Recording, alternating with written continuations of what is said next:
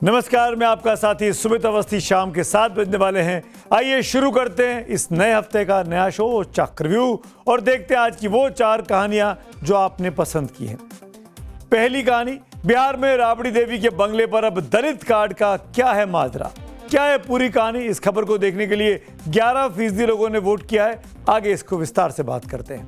शुभेंदु के सुपर 35, आज के बंगाल मंत्रिमंडल विस्तार की इनसाइड स्टोरी क्या है, किसको मौका मिला, कौन छूट गया बीजेपी की इस पहली सरकार में, इस खबर पर विस्तार से बात करेंगे। 18% लोग इस खबर को देखना चाहते हैं। और तीसरी कहानी बंगाल से जुड़ी हुई है। बंगाल में बदलापुर, ममता बनर्जी के दल में क्यों उठे हैं बागी सुर, इस खबर में बहुत दिलचस्पी आप लोगों की। 30% लोग इस खबर को देखना चाहते हैं। आगे फुल डिटेल में इस खबर पे शाम 7:27 पे आपको पूरी विस्तार से खबर बताता हूं। और जो खबर सबसे ज्यादा वोट पाकर आज नंबर 1 बनी है वो है सीबीएसई का विलेन कौन है, कौन बच्चों का दुश्मन निकलकर सामने आ रहा है। इस खबर को देखने में 41% लोगों ने बम्पर वोटिंग की है और यही हमारी आज की लीड स्टोरी भी है।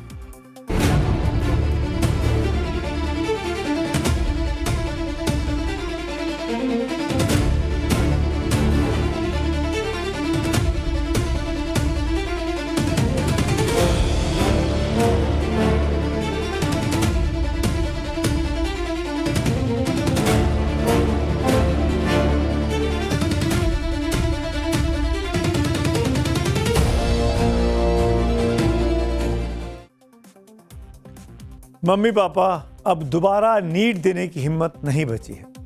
आकांक्षा के इन आखिरी शब्दों ने केवल माता पिता का दिल नहीं तोड़ा बल्कि देश की पूरी शिक्षा व्यवस्था के खोखलेपन को बेनकाब करके रख दिया है। नीट परीक्षा रद्द होने के बाद यह हंसती खेलती बिटिया अंदर से इतना टूट गई कि उसने आखिरकार फांसी लगाकर मौत को गले लगा लिया। मध्य प्रदेश के मऊगंज की आकांक्षा ने जब नीट का पेपर दिया था तो वो बहुत खुश थी। उसे खुद पर इतना भरोसा था कि इस बार उसका चयन पक्का हो जाएगा। वो बिटिया से डॉक्टर बिटिया बन जाएगी, अपने माँ बाप का सपना पूरा कर पाएगी। लेकिन जैसे ही नीट पेपर लीक की खबर सामने आई, आकांक्षा गहरे सदमे में चली गई। उसकी तमाम आकांक्षाएं उसे टूटती हुई दिखाई दी। इसके बाद परीक्षा रद्द होने की खबर ने तो उसको तोड़ कर रख दिया, उसके सपनों को चकनाचूर कर दिया। उसने खाना पीना तक छोड़ दिया। आखिरकार 20 मई 2026 को आकांक्षा ने अपने कमरे के पंखे से लटक कर जान दे दी। सुसाइड करने से पहले आकांक्षा ने एक बेहद दर्द भरी चिट्ठी भी छोड़ी है। यह सुसाइड नोट बहुत भावुक करने वाला है। आकांक्षा ने इसमें लिखा है,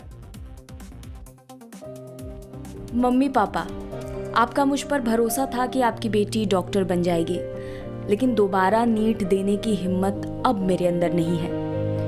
पहले नीट के पेपर में मेरे अच्छे नंबर आ सकते थे, लेकिन अब दोबारा पेपर अच्छा जाए इसकी क्या गारंटी। सॉरी मम्मी पापा, मैंने आप दोनों का सब बर्बाद कर दिया। ये पेपर लीक नहीं, उन सपनों की हत्या है जिसे आकांक्षा और उसके परिजनों ने सालों साल देखा होगा। साल दर साल की मेहनत, जाग कर बिताई गई रातें और हर एक टेस्ट में खुद को साबित करने की जंग। लेकिन एक छात्र की इस तपस्या की कीमत इस सिस्टम के लिए क्या है? बस एक और पेपर लीक की खबर, बस एक और परीक्षा रद्द होने का फरमान। जिस माँ बाप ने बेटी को डॉक्टर बनने का सपना देखा था, उसे पढ़ाने के लिए 3 लाख रुपए का कर्जा लिया हुआ था। नागपुर में रहकर वो फिजिक्स वाला से नीट की ट्रेनिंग कर रही थी, कोचिंग कर रही थी। पिता कुक का काम करते थे, लेकिन बेटी को डॉक्टर के सफेद कोट में देखना चाहते थे। सिस्टम ने आकांक्षा और उसके परिवार के सपनों को चकनाचूर करके रख दिया है। आज एक बेटी का सपना, परिवार की उम्मीदें और माता पिता के पसीने की कमाई, सब कुछ एक झटके में खत्म हो गया। आकांक्षा तो अब इस दुनिया में नहीं है। नीट की परीक्षा भी दोबारा हो जाएगी, लेकिन आकांक्षा को इंसाफ कैसे मिलेगा? दोबारा परीक्षा कराने वाले सिस्टम से क्या एक बेटी वो वापस कर सकता है जो बेटी आज हम सबके बीच में नहीं रही? ऐसे कई सवाल है जो आकांक्षा अपने पीछे छोड़कर अब चली गई है। कहने की बात नहीं है, लेकिन ये सच्चाई है। आकांक्षा के परिजनों का, खासकर मां का, रो रो कर बहुत बुरा हाल है। वो पूछ रही है, मेरी बेटी का कसूर क्या था? इस बीच पीड़ित परिवार से मिलने के लिए आज कुछ नेताजन पहुंचे। NSUI के कार्यकर्ता थे। राहुल गांधी ने जो मदद भेजी थी उसे पीड़ित परिवारों को पहुंचा दी गई। लेकिन सवाल मदद का नहीं है, सवाल उस बिटिया के सपनों का है जिसे सिस्टम ने बेरहमी के साथ कुचल कर रख दिया। अगर नीट परीक्षा लीक नहीं होती तो आकांक्षा हमारे बीच और आपके बीच होती। अगर दोबारा परीक्षा का ऐलान नहीं होता तो आकांक्षा खुदकुशी नहीं करती। अगर सिस्टम सोया हुआ नहीं होता तो आज ये बिटिया जाग रही होती। अगर चंद रुपयों के लालच में पेपर बेचने वाले दलालों के हाथ कांप जाते तो आज इस होनहार बिटिया के हाथों में मरीजों की जान बचाने वाला स्टेथोस्कोप होता। अगर हर लीक के बाद जांच कमेटियों की गठन की औपचारिकता निभाने की बजाय पहले ही गलती पर सख्त और नजीर बनाने वाली कार्रवाई की गई होती तो आज एक सपना अधूरा दम नहीं तोड़ता। जाहिर तौर पर आकांक्षा के जाने से कई सारे सवाल खड़े होते हैं जिसका आंसर सिस्टम को, सरकारों को देना है। नीट का पेपर लीक होने के बाद लाखों छात्र टूट चुके हैं। इसका जिम्मेदार सिर्फ और सिर्फ हमारा सिस्टम है। सूत्रों के मुताबिक पेपर लीक होने के बाद अब तक जो विभिन्न मीडिया रिपोर्ट्स आई हैं, बीते करीब 20 दिनों में 14 स्टूडेंट्स सुसाइड कर चुके हैं। नीट पेपर लीक हो या फिर CBSE के आंसर शीट का विवाद, इन दोनों मुद्दों को लेकर देश की जनता के मन में क्या चल रहा है, सरकार पर उसका कितना भरोसा बाकी है, शिक्षा मंत्रालय के बारे में ये जनता क्या सोचती है, छात्र CBSE और NTA को किस नज़र से देखते हैं, यही सब जानने के लिए कि क्या है मन में, असंतोष है, गुस्सा है या संतुष्टि है। सोशल मीडिया में न जाने कितने छात्र सिस्टम से लगातार फेसबुक पोस्ट लिखकर, ट्वीट करके सवाल पूछ रहे हैं। सरकार से पूछ रहे हैं कि आखिरकार ऐसा कब तक चलेगा, कब तक हम बच्चों के साथ नाइंसाफी होती रहेगी, हमारी मेहनत हर बार और बार बार बेकार कब तक होती रहेगी। इन्हीं तमाम गहन मुद्दों, गहन इश्यूज और बहुत कुछ कचोटने वाली मुद्दों के साथ सी वोटर ने एक सर्वे किया है। सी वोटर देश की जाने मानी एक सर्वे करने वाली एजेंसी है। उसने एक स्नैप पोल किया है। इस पोल में 18 साल से ज़्यादा उम्र के लोगों की राय पूछी गई है। 28 मई को किए गए सर्वे को देश भर के करीब 1346 लोगों के बीच किया गया। जैसा कि इस सर्वे में बताया गया, इसका जो मार्जिन ऑफ एरर है वो +- 5% के आसपास मान के चल सकते हैं। मैं ये डेटा आपके सामने सर्वे का रखने वाला हूँ। इस सर्वे को कंप्यूटर असिस्टेड टेलीफोनिक इंटरव्यूज़ के जरिए किया गया है, जिसको कैटी के तौर पर सर्वे एजेंसीज कहती हैं। तो क्या क्या सवाल थे, अब आपको बारी बारी से वो दिखाऊंगा। नीट पेपर लीक का मामला भी है, CBSE की 12वीं बोर्ड की आंसर शीट का जो OSM वाला विवाद है वो भी, उससे जुड़े सवाल भी हैं, शिक्षा मंत्रालय के बारे में सवाल भी हैं और शिक्षा मंत्री के बारे में सवाल भी हैं। क्या है सी वोटर के सवाल और देश की जनता इस सर्वे में क्या कह रही है, अब आप उसको ध्यान से देख लीजिए। बारी बारी से दिखाता हूं। सबसे पहले बात करूंगा, नीट की पुनर्परीक्षा 21 जून को होनी है। हम सिर्फ उम्मीद ही कर सकते हैं कि क्या होगा। ये वो सर्वे हैं, बारी बारी से एक एक करके सवाल आपके सामने मैं रख रहा हूं। आपके अनुसार 2026 में नीट UG पेपर लीक विवाद के लिए किसे जिम्मेदार ठहराया जाना चाहिए? ये देखिए जवाब, 45.6% लोग शिक्षा मंत्री को जवाबदेह ठहरा रहे हैं। कोचिंग सेंटर की जिम्मेदारी 5.8 है। सभी की जिम्मेदारी 24.1 है। NTA पेपर लीक की जिम्मेदारी 12.1 है। छात्र और अभिभावकों की जो लीक कराते हैं, जो पैसा देते हैं, उनकी जिम्मेदारी 4.5% लोग कहते हैं और कह नहीं सकते वाले लोग 7.8 हैं। ज़्यादातर लोग 45 और 12 को अगर आप जोड़ेंगे तो करीब 48-49% बनता है। और ये जो चीज़ें हैं ये सरकार के कामकाज पे इशारा कर रही है सवाल के जवाब में। ध्यान से देखिएगा। अगला सवाल मैं आपके सामने रखता हूँ, सी वोटर का सर्वे, ध्यान रखिएगा। क्या आपको लगता है कि सरकार को NTA भंग करके पुराने मॉडल पर वापस लौट जाना चाहिए? बहुत ही महत्वपूर्ण सवाल था। पुराना मॉडल मतलब जैसे पहले होता था NTA के पहले। हाँ कहने वाले लगभग 61% लोग हैं, 60.6%, नहीं कहने वाले 23% और पता नहीं कहने वाले 16.4%। ज़्यादातर लोग चाहते हैं पुराने सिस्टम पे चले जाएं। अगला सवाल आपको दिखाते हैं। क्या CBSE को रिजल्ट वापस लेकर कॉपियों की फिजिकली जांच करनी चाहिए? ये कक्षा 12वीं वाला OSM वाला जो विवाद है, ये उस पर सवाल पूछा गया। क्या फिजिकल को मार्किंग होनी चाहिए? हाँ कहने वाले 65.2% हैं, नहीं कहने वाले 14.5% और पता नहीं कहने वाले 14.5%। ज़्यादातर लोग चाहते हैं जो पुराना सिस्टम था, जहाँ फिजिकली कॉपी चेक होती थी, वैसा दोबारा आए। OSM पर भरोसा नहीं है किसी को। अगला सवाल, ये भी सीबीएसई वाला है कि क्या आपको लगता है कि नीट और सीबीएसई विवाद के मद्देनजर शिक्षा मंत्री को इस्तीफा दे देना चाहिए? दोनों बड़े मुद्दे सीधे एचआरडी मिनिस्टर से जुड़े हुए, धर्मेंद्र प्रधान साहब से जुड़े हुए। हाँ कहने वाले 66.2% लोग हैं सी वोटर के सर्वे में जो कह रहे हैं कि धर्मेंद्र प्रधान साहब को शिक्षा मंत्री को इस्तीफा दे देना चाहिए। 20% सहमत नहीं है, करीब 21%, और पता नहीं कहने वाले भी करीब 13% है। लेकिन ज़्यादातर लोग इस पक्ष के हैं कि धर्मेंद्र प्रधान साहब का इस्तीफा हो जाना चाहिए। अगला सवाल इस पर लेते हैं, ये आखिरी सवाल है इस सर्वे का। नीट सीबीएसई से पीड़ित छात्र भविष्य के मतदाता भी बनेंगे। क्या आपको लगता है कि इसके बाद उनकी प्राथमिकता बदल सकती है? युवा वोटर हैं, 18 साल के हो जाएंगे, वोट करेंगे 2029 के चुनावों में, लोकसभा में। क्या उनकी प्राथमिकताएं बदल जाएंगी? यानी इस सरकार के साथ क्या वो वोट करेंगे? हाँ, ज़्यादातर जनता कह रही हाँ, उनकी प्राथमिकताएं बदल जाएंगी। यानी अभी जहाँ है वो चेंज हो सकती है, किसी और को भी वोट कर सकते हैं। नहीं कहने वाले 19.3 और पता नहीं कहने वाले 9% लोग हैं। ज़्यादातर लोगों की प्रायोरिटीज़, बच्चों की priorities, in first time voters की प्रायोरिटीज़ बदल जाएंगी जो आज है उसके मुकाबले। ये साफ तौर पर इस सर्वे से निकल कर आता है। और ये सर्वे सी वोटर का जाहिर तौर पर देश के अंदर जो नाराज़गी है शिक्षा मंत्री के लिए, शिक्षा मंत्रालय के लिए और पूरे सिस्टम के लिए, वो इन सर्वे में निकल कर सामने आती है, जो सी वोटर ने बड़ा मौजू सर्वे किया है। नीट की पुनर्परीक्षा 21 जून को होगी, इसका ऐलान हो चुका है। हम सिर्फ ये उम्मीद कर सकते हैं कि जैसा पिछली बार हुआ वैसा इस बार नहीं होगा, क्योंकि सरकार की तरफ से पूरे देश को यह भरोसा दिलाया गया है कि इस बार खुद प्रधानमंत्री मोदी इस पूरी प्रक्रिया पर खुद नजर रखे हुए हैं। लेकिन इतने बड़े दावे के बावजूद एक बार फिर सीबीएसई की आज कलई खुली है। सीबीएसई ने कहा था कि आज से रीइवैल्यूएशन और वेरिफिकेशन पोर्टल फिर से 12वीं के बच्चों के लिए लॉन्च हो जाएगा। खुद शिक्षा मंत्री ने 2 दिन पहले ये बात कही थी, लेकिन दिन भर ये वेबसाइट आज खुली ही नहीं। घंटों तक छात्र इंतजार कर रहे। अभी शाम के 7, सवा 7 बज गए, अभी तक ये वेबसाइट काम नहीं कर रही थी। सीबीएसई ने पहले इस रीवैल्यूएशन पोर्टल को 29 मई की तारीख घोषित की थी कि 29 मई से हम खोलेंगे, लेकिन आखिरी वक्त पर यह तारीख बढ़ाकर 1 जून कर दी गई और आज 1 जून की शाम हो गई है। अब तक ये वेबसाइट काम नहीं कर रही है। बोर्ड की तरफ से दलील दी गई थी कि वो छात्रों को बेहद पारदर्शी और ग्लिच फ्री सिस्टम देना चाहते हैं ताकि कोई परेशानी ना हो, लेकिन आज फिर वही ढाक के 3 पात। इतना खराब सिस्टम के होने के बावजूद भी बीजेपी नेता छात्रों को फायदा गिनाते नहीं थक रहे। याद रखिए, रीवैल्यूएशन के लिए जब भी कोई छात्र जाता है उसको एक बार फीस देनी पड़ती है। जी हाँ, जितने सब्जेक्ट की कॉपी आप दोबारा चेक कराएंगे उतनी फीस आपको सीबीएसई को देनी पड़ती है।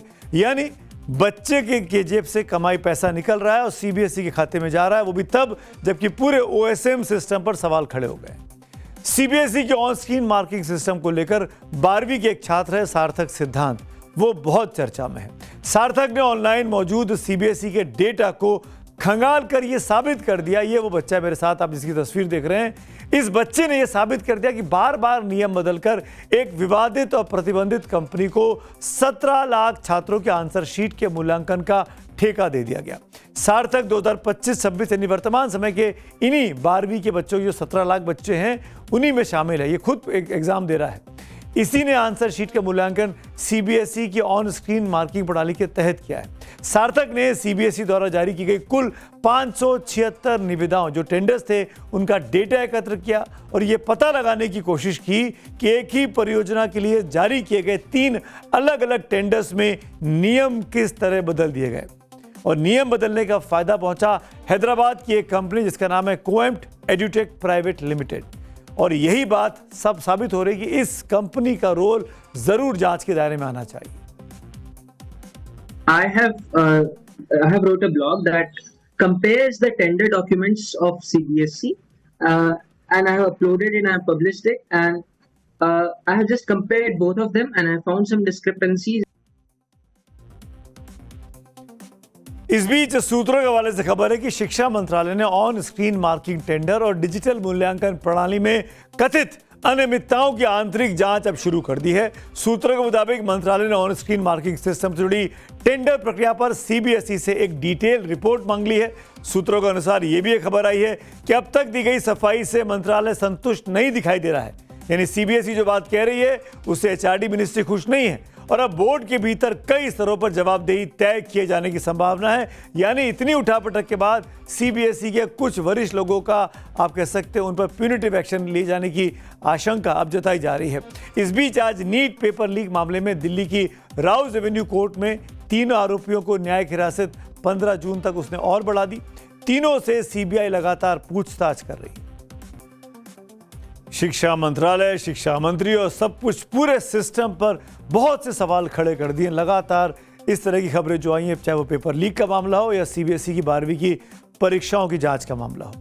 एक और बड़ी खबर आ रही है और वो इससे जुड़ी हुई है कि कॉकरोच जनता पार्टी सीजेपी जो बनी एक सोशल मीडिया सटायर के तौर पर, जिसके संस्थापक अभिजीत दीपके हैं, वो अब भारत लौट रहे हैं। उन्होंने आज सोशल मीडिया प्लेटफॉर्म पर जानकारी दी कि वो 6 जून को भारत लौटेंगे और भारत लौटकर केंद्रीय शिक्षा मंत्री धर्मेंद्र प्रधान, जिनके लिए उन्होंने सोशल मीडिया पर यह पार्टी बनाई और एक कैंपेन छेड़ा जिसमें लाखों लोगों ने मेंबरशिप ली, उस फॉर्म को भरा, उनके इस्तीफे की मांग को लेकर शांतिपूर्ण प्रदर्शन करेंगे दिल्ली पहुंचकर।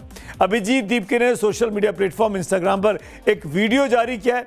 इसमें उन्होंने अपने समर्थकों और छात्रों से अपील की कि वो उनके साथ दिल्ली में आवाज उठाएं। वैसे एक बात यहां और अंडरलाइन करनी जरूरी है, धर्मेंद्र प्रधान ने, चाहे वो नीट पेपर लीक का मामला हो, भले ही शुरुआत में एनटीए ने आनाकानी की, लेकिन बाद में धर्मेंद्र प्रधान ने माना कि हाँ कुछ गड़बड़ी हुई है, पेपर लीक नहीं हुआ और शायद इसीलिए पेपर को पूरी कैंसिल करके दोबारा कराने की बात की गई जो 21 जून को, जैसा कि हम आपको बताते आ रहे हैं। सिमिलरली सीबीएसई के मामले में भी धर्मेंद्र प्रधान ने अपने ऊपर ये बात ली है कि हाँ ये ओएसएम तकनीक में कुछ ना कुछ खराबी थी, ऑन स्क्रीन मार्किंग का जो प्रोसेस जल्दबाजी में लॉन्च कर दिया गया। इस बीच आज सुबह एक और खबर आई जिसने बहुत वायरल किया, अपने आप को बहुत अचानक तेजी से फैली, और वो खबर थी कि आग लग गई है। और ये आग कहाँ लगी है? कुछ सोशल मीडिया के अकाउंट्स के मुताबिक ये शिक्षा मंत्रालय के कार्यालय में आग लगने की खबर आई थी। हालांकि मैं इस बात को स्पष्ट कर दूं कि बाद में सफाई आ गई। सरकार ने साफ कहा, इस मामले में शिक्षा मंत्रालय की ओर से औपचारिक तौर पर यह सूचना जारी कर दी गई। कहा गया कि शिक्षा मंत्रालय के दफ्तर में आग नहीं लगी थी। शिक्षा मंत्रालय का दफ्तर इस पुरानी बिल्डिंग से शिफ्ट हो गया है। नया पता उसका कर्तव्य भवन 2 है, डॉक्टर राजेंद्र प्रसाद रोड पर है, नई दिल्ली में। जबकि आग लगने की यह घटना school of planning and architecture की बिल्डिंग में हुई, एसपीए की बिल्डिंग में हुई, जो आईटीओ पर स्थित है, यानी अलग अलग जगह है। तो गलत खबर फैलाकर भी दबाव बनाने की कोशिश सोशल मीडिया पर सरकार पर चल रही है। इस बीच फैक्ट चेक करने का मोड आ गया है और उस फैक्ट चेक करके ये बात हम आपको कंफर्म करके बता रहे हैं कि आग एजुकेशन मिनिस्ट्री के किसी भी कॉम्प्लेक्स में नहीं लगी है। नीट और सीबीएसई को लेकर जगह जगह प्रदर्शन भी हुए हैं। सोशल मीडिया पर छात्रों का गुस्सा फूट रहा है। आम आदमी पार्टी के यूपी प्रभारी और राज्यसभा के सदस्य संजय सिंह आज प्रयागराज में थे। उनके साथ तो गजब ही हुआ।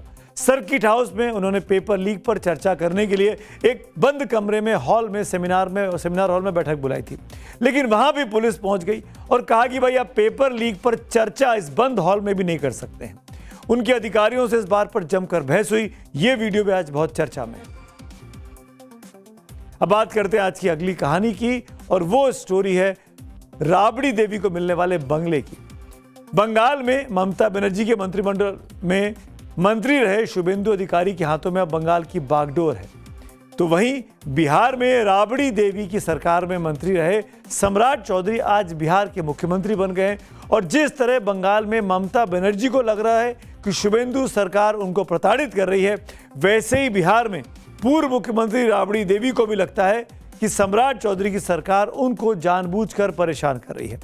बात भले ही पटना के 10 सर्कुलर रोड वाले बंगले की है, 10 सर्कुलर रोड, जिसे खाली करने का ऑर्डर मिला है, लेकिन राबड़ी ने यह कहकर महाभारत छेड़ दी कि चाहे पुलिस बुला लो या फिर फौज, बंगला खाली नहीं होगा। ना मुख्यमंत्री बनल है ना, उचित लगता है आपको? खाली करा है, फौज वाला काम नहीं खाली करेंगे। राबड़ी देवी अभी 10 सर्कुलर रोड में रह रही हैं, लेकिन उन्हें नया बंगला 39 होर्डिंग रोड अलॉट किया गया है। अब पूरा मामला समझ लीजिए। सवाल है कि राबड़ी देवी नए बंगले में क्यों नहीं जाना चाहती है, क्यों विरोध कर रही हैं? अगर बंगले के आकार प्रकार की बात करें तो दोनों बंगलों में जमीन आसमान का फर्क दिखाई देता है। जिस 10 सर्कुलर रोड वाले बंगले में अभी राबड़ी देवी रहती हैं वो बेहद विशाल और भव्य है। उसकी तुलना में 39 होर्डिंग रोड वाला बंगला छोटा है। उसमें ग्राउंड फ्लोर पर 2 कमरे और पहली मंजिल पर भी 2 ही कमरे हैं। बंगले की मरम्मत जरूर हो चुकी है। राबड़ी देवी के मौजूदा बंगले में नेताओं कार्यकर्ताओं के साथ बैठक की व्यवस्था आसानी से की जा सकती है क्योंकि ज़्यादा बड़ा प्रीमाइसिस है। लेकिन बड़े हुजूम के लिए हार्डिंग रोड वाले बंगले में दिक्कतें हो सकती हैं क्योंकि वो कंपैरिजन में छोटा है, जैसा कि मैंने आपको बताया। लालू यादव की गंभीर बीमारियों के मद्देनजर 10 सर्कुलर रोड पर आधुनिक स्वास्थ्य सुविधाएं बनवा ली गई हैं, वो परमानेंट स्ट्रक्चर बनवा लिया गया है, जबकि नए बंगले में ये सुविधाएं दोबारा तैयार करनी होंगी। 10 सर्कुलर रोड पर लालू यादव ने अपनी शौक के हिसाब से एक बड़ी सी गौशाला भी बनवा रखी है, साथ ही एक बड़ा सा इलाका गार्डन का भी है। लेकिन हार्डिंग रोड वाले बंगले में ये तमाम सुविधाएं नहीं होंगी क्योंकि वो बंगला छोटा है। राबड़ी देवी भले इस बंगले को खाली नहीं करने पर अड़ी हैं, लेकिन बीजेपी और जेडीयू को लगता है कि कानून का राज है तो कानून के हिसाब से ही सब कुछ चलेगा। बल्कि शाहनवाज हुसैन तो ये भी बता रहे हैं कि नए बंगले में तालाब भी है। उनको और अच्छा आवास दिया जा रहा है, पोखर भी है उसमें और मछली भी उसमें पाल सकते। वहाँ तो जब से वो गई हैं, जब से तो और आरजेडी डूब रही है। मेरी सलाह है थोड़ा जगह बदलेंगी तो भाग खुलेगा। राजनीति करने वालों के लिए जनता ही जनार्दन है, उसके जनता के कोप्स के अलावा किसी चीज से नहीं डरना चाहिए। लेकिन अंधविश्वास नेताओं का पीछा नहीं छोड़ता है। कुछ खो देने का डर अक्सर नेताओं में इस कदर बैठ जाता है कि वो अपनी साख खोने की कीमत पर भी अंधविश्वास से निकल नहीं पाते हैं। जिस 39 हार्डिंग रोड वाले बंगले को राबड़ी देवी के लिए आवंटित किया गया है, उस बंगले को लेकर भी कई तरह के अंधविश्वास और अशुभ किस्से पटना के सियासी गलियारों में बहुत प्रचलित हैं। बहुत सारे नेता उस बंगले को अपने लिए अनलकी मानते हैं। इसकी वजह यह भी है कि इस बंगले में जो भी मंत्री गया वो फिर कभी मंत्री दोबारा नहीं बन पाया और उसका करियर ढलान पे चला गया।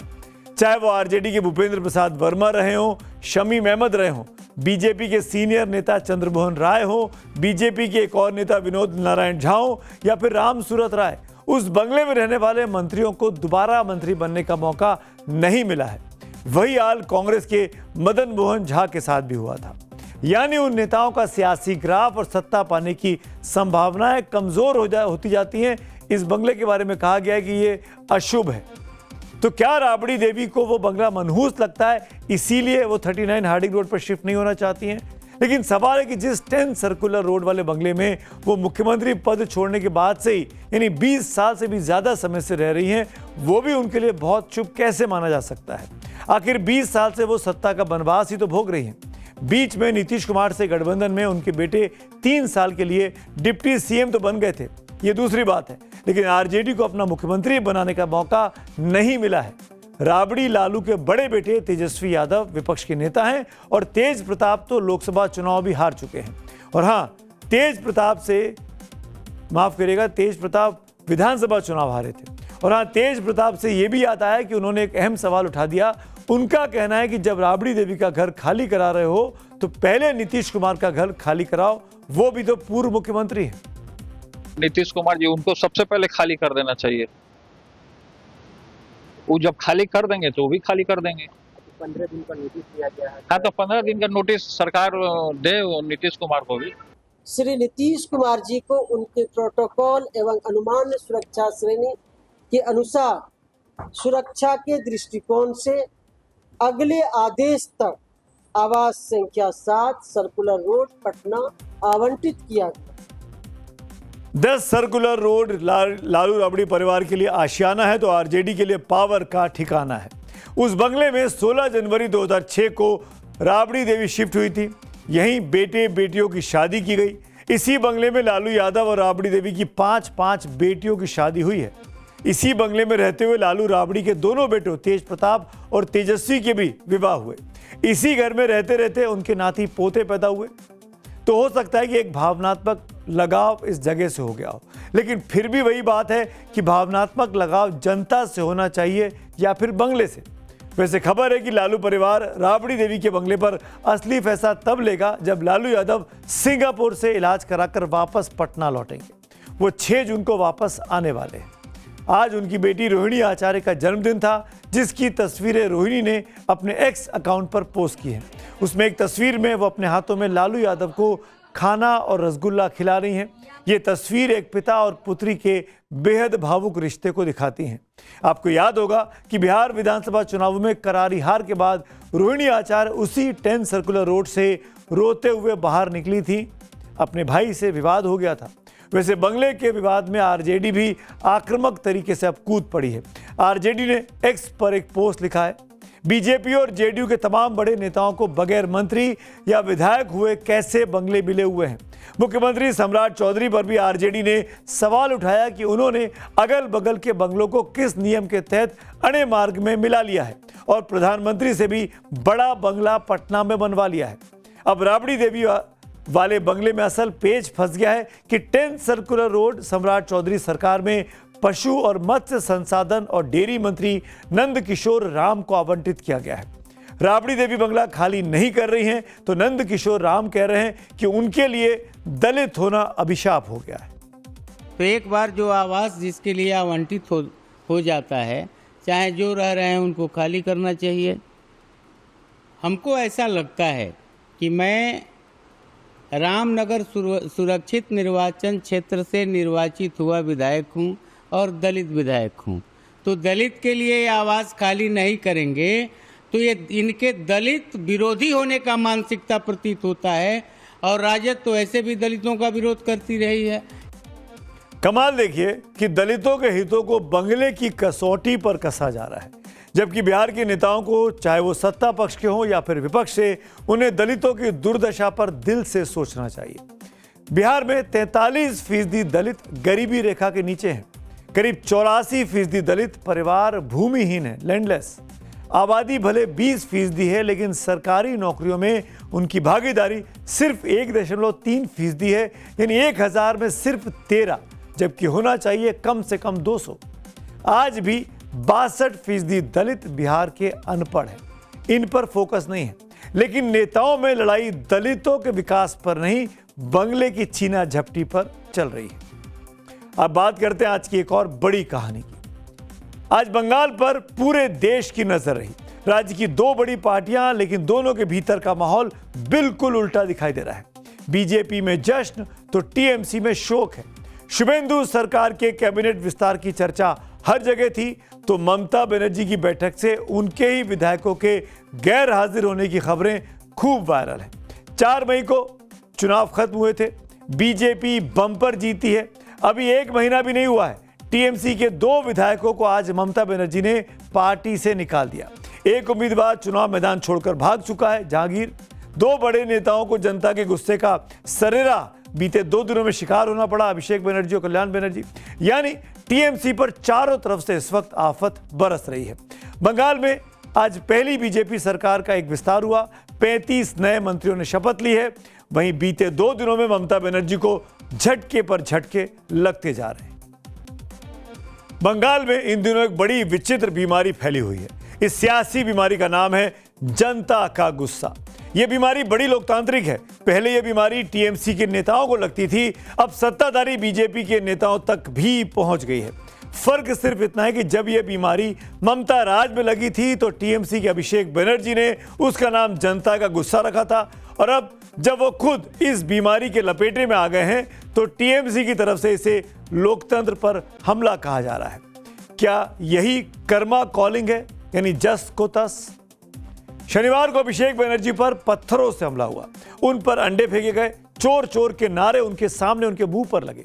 अभिषेक बनर्जी को अस्पताल ले जाना पड़ा, वो घायल हो गए। ममता बनर्जी ने आगे बढ़कर मोर्चा संभाला। ममता ने बाद में आरोप लगाया कि कोलकाता के बेलेव्यू अस्पताल ने सरकार के दबाव में अभिषेक बनर्जी को भर्ती करने तक से मना कर दिया था। I was sitting with Mr. Tandon, who is the administrator of this hospital.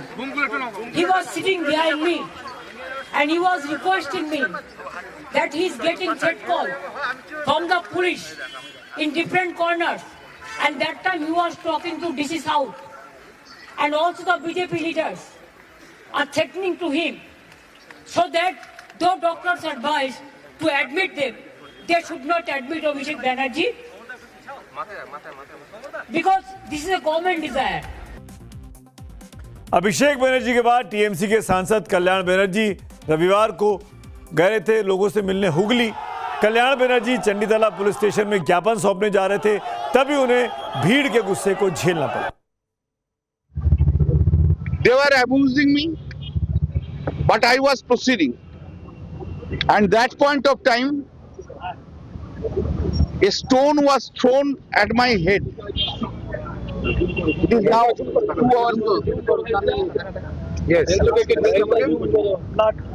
Yes. TMC सांसद कल्याण बनर्जी अपने ऊपर हुए हमले को हत्या की कोशिश करार दे रहे हैं, तो वहीं शुभेंदु सरकार के मंत्री कल्याण बनर्जी पर स्क्रिप्टेड ड्रामा करने के आरोप लग रहे हैं। केवल ड्रामा, उनका ड्रामा हम पार्लियामेंट में भी देखे हैं, यहाँ भी जगह जगह देखते हैं, तो उनको कोई सीरियसली लेता नहीं। ऐसे एक व्यक्ति इतना सीनियर एडवोकेट, लीडर, एमपी, उनके व्यवहार लेके हमेशा कंप्लेन आया। उनके पार्टी के महिला एमपी काकोली घोष दस्तीदार पार्टी को चिट्ठी लिखा, लोकसभा स्पीकर को भी उन्होंने कंप्लेन किया उनके खिलाफ। मोमा मैत्रा और एक एमपी है, इनके साथ इनकी कैसी व्यवहार रही सब जानते हैं। सर पर अटैक हुआ तो कहीं भी खून निकला है? झूठा पार्टी, झूठा प्रपंच बना के दिखाना चाहते हैं, उसको कौन विश्वास करता है? ममता बनर्जी को देख के मन लागे, बंगला में एक तो बात है ना, उसके लिए पूरा सही लागू है। राजनीति भी बड़ी अजीब चीज है। यहाँ एक ही चीज का नाम समय और मौसम देखकर बदल जाता है। जैसे गांव में एक ही भैंस को मालिक लक्ष्मी कहता है और पड़ोसी मुसीबत। ऐसा मैं क्यों कह रहा हूं, इसे समझने के लिए 5.5 साल पीछे आपको लिए चलूंगा। वो साल था 2020 का। बीजेपी के तत्कालीन राष्ट्रीय अध्यक्ष जेपी नड्डा पश्चिम बंगाल के 2 दिवसीय दौरे पर थे। वो कोलकाता से दक्षिण 24 परगना जिले के डायमंड हार्बर में पार्टी कार्यकर्ताओं की बैठक को संबोधित करने जा रहे थे। ये उस वक्त की तस्वीरें आप देख सकते हैं। डायमंड हार्बर पहुंचते ही उनके काफिले पर ईंट, पत्थर और कांच की बोतलें फेंकी गई। डायमंड हार्बर सीट से ही अभिषेक बनर्जी सांसद हैं आज की डेट में, इसको याद रखिए। जेपी नड्डा की कार बुलेट प्रूफ होने के चलते वे सुरक्षित बच गए, लेकिन उनके काफिले में शामिल नेताओं की गाड़ियों के शीशे टूट गए। कई कार्यकर्ता उस वक्त घायल हुए। इस वीडियो को भारतीय जनता पार्टी ने याद दिलाया कि कैसे उनके नेताओं के साथ क्या व्यवहार टीएमसी ने किया था। इस वक्त पूरे देश में सवाल उठा था कि क्या राजनीतिक विरोध का यही एक तरीका है, हिंसक हो जाना? क्या बंगाल में कानून का राज नहीं बचा है? लेकिन तब सरकार चलाने वाली तृणमूल कांग्रेस की तरफ से क्या कहा गया था, ये भी आप जान लीजिए। तब अभिषेक बनर्जी ने कहा था कि ये जनता का गुस्सा है, मैं इसमें क्या कर सकता हूं। उस समय अभिषेक बनर्जी ने पत्थर फेंकने को जनता का गुस्सा बताया था, लेकिन आज जब वही जनता टीएमसी नेताओं के खिलाफ लगभग उसी अंदाज में नाराजगी जाहिर कर रही है, तब टीएमसी को लग रहा है कि लोकतंत्र खतरे में आ गया है। अचानक लोकतंत्र आईसीयू में पहुंच गया है। टीएमसी के मुताबिक अभिषेक बनर्जी लोकसभा अध्यक्ष ओम बिरला को अपने ऊपर हुए हमले की जानकारी देंगे। वे इस मामले में कोर्ट भी जाएंगे, लेकिन इसी बीच उनका एक पुराना बयान सोशल मीडिया पर खूब ट्रेंड कर रहा है। सवाल उठाए जा रहे हैं कि अगर 2020 में पत्थर चलाना जनता का गुस्सा था, तो आज अंडे फेंकना कैसे गलत हो सकता है। इस बात को भी अंडरलाइन करने की जरूरत है। अभिषेक बनर्जी हो या कल्याण बनर्जी हो, चुने हुए नेता हैं, सांसद हैं। इस तरह की हिंसा अगर उनके साथ होती है, वो भी भरे पुलिस फोर्स के सामने, तो ये पुलिस की भी नाकामयाबी है। उस पर भी जांच होनी चाहिए, उनकी भूमिका को भी टटोला जाना चाहिए। राजनीति में बोया हुआ बीज बहुत ही ईमानदार होता है। वो फल देने से पहले पार्टी का झंडा नहीं देखता, उसे फर्क नहीं पड़ता कि सत्ता में कौन है, उसे सिर्फ इतना याद रहता है कि जमीन में डाला क्या गया था। कर्म का सिद्धांत भी यही कहता है। समस्या ये है कि बंगाल में बरसों तक राजनीतिक हिंसा को एक तरह से लाइसेंस दे दिया गया था। अब उसी हिंसा और हिंसा के डर से टीएमसी कार्यकर्ता घरों के बाहर नहीं निकल रहे। टीएमसी की तरफ से आज अभिषेक बनर्जी और कल्याण बनर्जी पर हुए हमले के विरोध में पूरे बंगाल में विरोध प्रदर्शन करने की अपील की गई थी, लेकिन शाम होते होते विरोध प्रदर्शनों की एक तस्वीर देखने को आज नहीं मिली। ये तो रही टीएमसी कार्यकर्ताओं की बात। अब टीएमसी विधायकों की बात भी कर लेते हैं। ममता बनर्जी ने रविवार को टीएमसी विधायकों की एक बैठक बुलाई थी, लेकिन बताया गया कि 80 में से मात्र 20 विधायक की मीटिंग में पहुंचे। लगभग 60 विधायकों के नहीं आने के चलते मीटिंग को कैंसिल करना पड़ा। मीडिया के सामने यह दावा किया गया कि सभी विधायक विरोध प्रदर्शन की तैयारी कर रहे हैं, इसीलिए नहीं आ पाए। तो अभी तो हम प्रोटेस्ट रैली कर रहे हैं और पुलिस प्रोटेस्ट रैली से हमारा वर्कर को हैरेस कर रहे हैं। तो फॉर द टाइम भी आज जो शेड्यूल था उसको डिफर किया जाए, तो हालत थोड़ा ठीक होने से हम फिर ये मीटिंग करेंगे। सब लोग पार्टी का साथ है। विधायकों को घेर के रखा गया, विधायकों को डराया गया, विधायकों को घर से नहीं निकलने दिया गया, आप ये समझ लें कि 80 के 80 विधायक तृणमूल के साथ हैं, होने हमारे 200 से ऊपर होने चाहिए थे, लेकिन उन्होंने खेल खेला। सीसीटीवी कैमरे नहीं, ये फुटेज हमको नहीं दिखाते। तो ये सारी चीजें हैं जो हमारे सामने हैं। आज एक और बड़ी खबर आई टीएमसी खेमे से। ममता बनर्जी ने अपने 2 विधायकों को जो अभी जीते हैं 1 महीना पहले, संदीपन साहा और ऋतव्रता बनर्जी को पार्टी की विरोधी गतिविधियों के चलते आरोप लगाते हुए तत्काल प्रभाव से निष्कासित कर दिया। दिलचस्प बात यह कि तृणमूल कांग्रेस की ओर से इस निष्कासन आदेश के जारी होने से कुछ ही मिनट पहले शुभेंदु अधिकारी ने दावा किया था कि विधानसभा में सामने आए फर्जी सिग्नेचर मामले में शिकायतें असल में इन्हीं दोनों विधायकों ने दर्ज कराई थी। दरअसल ये पूरा विवाद टीएमसी की तरफ से शोभन देव चट्टोपाध्याय को विपक्ष के नेता के रूप में समर्थन दिए जाने वाले आधिकारिक पत्र से जुड़ा हुआ है, जिसमें संदीपन साहा और ऋतव्रता बनर्जी ने आरोप लगाकर कहा कि वो साइन उन्होंने किए ही नहीं थे। कि इससे पहले भी बैठक हुआ है। बैठक में ये प्रस्ताव था कि कौन दल नेता बनेंगे, कौन उपनेता बनेंगे और कौन चीफ व्हिप बनेंगे। अब 15 साल सरकार में रहने के बावजूद भी प्रोसीड्यूर फॉलो किए बिना ये रेजोल्यूशन जमा हो जाता है असेंबली में। सिग्नेचर में कुछ ऐसा देखा गया है कि किसी विधायक का सिग्नेचर है जो उस दिन वहां पे मौजूद थे ही नहीं। तो इसकी जरूरत क्या थी, क्यों हुआ, ये तो वही बोल पाएंगे। डायमंड हार्बर मॉडल चलता था साउथ कोलकाता में, जहां भी आप देखते थे सभी तो अभिषेक बनर्जी का ही समर्थक दिखता था। तो अब अचानक वो समर्थक और समर्थक क्यों नहीं रहे, इसका जवाब मुझे लगता है सबसे अच्छा अभिषेक बनर्जी ही दे पाएंगे। ममता बनर्जी का तृणमूल एक दूसरी तृणमूल था। ममता बनर्जी का तृणमूल से ये हाईजैक हो चुका है। अभिषेक बनर्जी का लीडरशिप में ये नया जो कॉर्पोरेट एजेंसी, हम लोग तो अभिषेक से मिल नहीं पाते थे, हम लोग को गोदरेज वाटर साइड में जाना पड़ता। आपको बता दूं कि इसी कथित फर्जी साइन केस की जांच बंगाल की अब सीआईडी कर रही है। इस मामले में अभिषेक बनर्जी को आज पेश भी होना था, लेकिन उन्होंने खराब सेहत का हवाला देते हुए सीआईडी के सामने पेश न होकर 2 हफ्ते का और वक्त मांगा है। एक तरफ टीएमसी के भीतर टूट, बगावत और असंतोष की खबरें हैं, तो दूसरी तरफ मुख्यमंत्री शुभेंदु अधिकारी अपनी सरकार को मजबूत करने में जुटे हैं। आज लोक भवन में शुभेंदु सरकार का पहला मंत्रिमंडल विस्तार हुआ। राज्यपाल आरएन रवि ने 35 नए मंत्रियों को शपथ दिलाई। इसमें 13 कैबिनेट मंत्री, 3 इंडिपेंडेंट चार्ज के मंत्री और 19 राज्य मंत्री शामिल हैं। इस विस्तार के बाद शुभेंदु सरकार में मंत्रियों की कुल संख्या 41 हो गई है। लेकिन खबर सिर्फ इतनी नहीं है कि कितने मंत्री बने, असली खबर है कि इस मंत्रिमंडल विस्तार के जरिए क्या राजनीतिक संदेश शुभेंदु अधिकारी ने दिया है। इस पूरी कवायद में 4 बड़े समीकरणों का ध्यान रखा गया है। ध्यान से देखिए। सबसे पहला, आरएसएस का रिप्रेजेंटेशन। मंत्रिमंडल में ऐसे चेहरों को जगह दी गई है जिनका बैकग्राउंड आरएसएस से सीधे जुड़ा रहा है। दूसरा, क्षेत्रीय संतुलन। उत्तर बंगाल, दक्षिण बंगाल और रणबंग यानी पश्चिमांचल के तीनों इलाकों को प्रतिनिधित्व देकर यह संदेश देने की कोशिश की गई कि सरकार किसी एक इलाके की नहीं बल्कि पूरे बंगाल की बनी है। तीसरा जो संदेश है, पुराने और नए विधायकों का बैलेंस है।